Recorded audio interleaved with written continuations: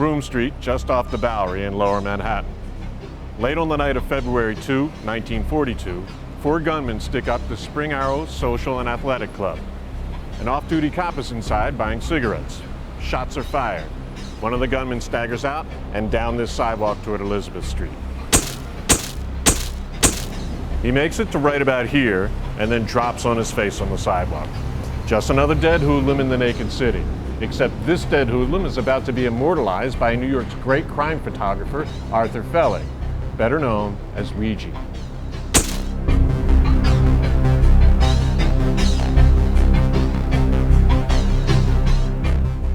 Now, the easiest kind of a job to cover was a murder, because the stiff would be laying on the ground.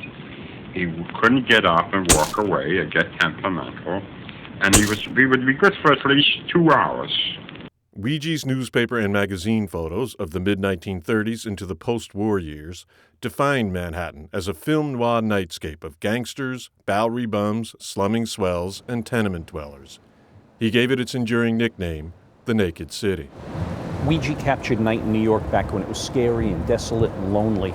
You know, he once said that he wanted to capture millions of people in New York living together in total loneliness.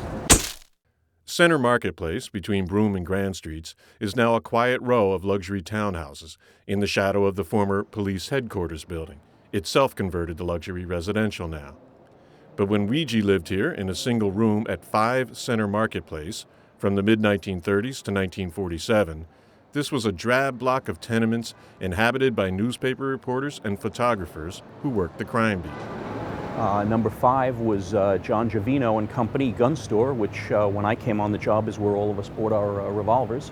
And upstairs, back in the day, is where Weegee lived, right up over the gun shop, yeah, with its revolver sign. Next door was Frank Lava, who had the original revolver sign, the really iconic one. Next to that was Henson's gun shop. And next to that was a pool hall, which probably makes this a really, really cool street. Every morning, the narrow block was crowded with paddy wagons, Weegee called them pie wagons, bringing in the night's arrests from the various precincts for booking and processing. The newshounds crowded the sidewalk for the morning perp walk, when cops paraded their handcuff catch for the cameras. The press wanted their photos, and the police wanted their credit, so it kind of worked out for everybody. And it worked out particularly well for Weegee because the old-timers say that he was often not averse to greasing some of the cops to bring somebody out a side door, so he'd be the only guy standing there with a camera while everybody else was waiting by the main entrance. The nickname Weegee, as in Ouija board, came from his almost psychic knack for being the first photographer at the scene of a crime. It didn't hurt that he installed police and fire department shortwave radios near his bed and in his '38 Chevy. In the car's trunk, he carried photo equipment, a typewriter for photo captions, clothes, salamis, and cigars. Weegee performed one of his psychic feats on the Bowery late on Christmas Eve, 1942.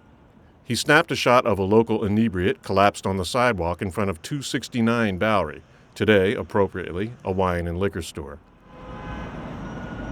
So Weegee was strolling down the Bowery. He sees a peddler pencils down here on the sidewalk, and he takes his photograph.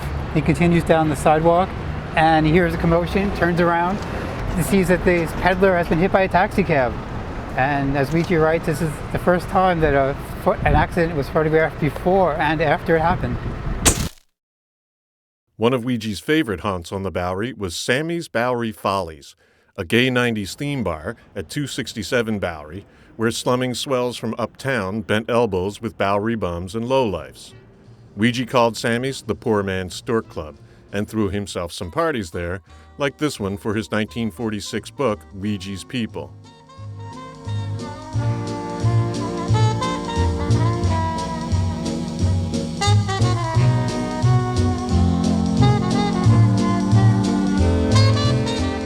Sammy died in 1969, and the Follies closed the following year.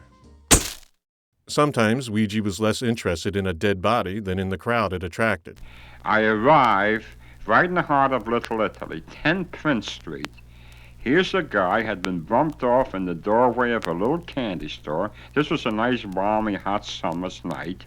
The detectives are all over, but all the 5 stories of the tenement, people are on the fire escape. They're looking, they're having a good time. Some of the kids are even reading the funny papers and the comics.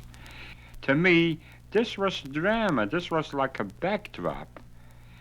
I stepped all the way back about 100 feet. I used flash powder, and I got this whole scene.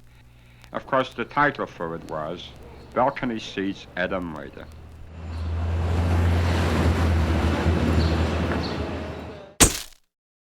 Weegee's book Naked City, published in 1945, inspired the 1948 movie of the same name.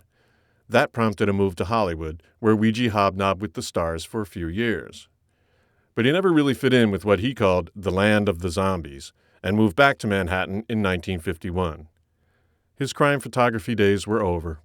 Until his death in 1968, he spent his time enjoying his fame and experimenting with photography and film.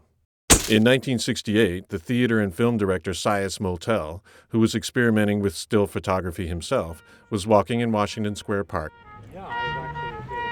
I looked up near the circle, and I suddenly saw Weegee. He looked really desolate and forlorn. So I said to my girlfriend, I said, go buy him an ice cream and start talking to him, and I have a telephoto lens and I'll start shooting. When it came time for dinner, Weegee suggested Bernstein on Essex, a kosher Chinese restaurant on the Lower East Side. This is Weegee at Bernstein. You bought him the cigar? I bought him the cigar. But the thing that made it unique was that all the waiters were Chinese. They wore yarmulkes, skull caps with a tassel. And he was treated like he was the king. Weegee's last apartment was in this townhouse on West 47th Street, owned by a friend and amateur photographer, Wilma Wilcox. When he died, he left the place crowded with equipment and stacks of thousands of photos and negatives strewn about. His philosophy of archiving was to keep everything in a barrel, so if anybody wanted anything, they'd come over and fish. Much of that material came in the early 1990s to the International Center of Photography at 6th Avenue and 43rd Street. And there was one box labeled Weegee, and apparently Weegee was there. Weegee was with his photographs, which is poignant since Weegee was more than any other photographer. His work was his life. And in with this box labeled Weegee was his ashes. And apparently his ashes being in the archive gave a few employees the heebie-jeebies, and they arranged to have his ashes buried at sea. I will walk many times with friends down the street, and they'll say, "Hey, Weegee, here's a drunk or two drunks laying on the gutter." I take one quick look at them. I say, they lack character. So even a drunk must be a masterpiece.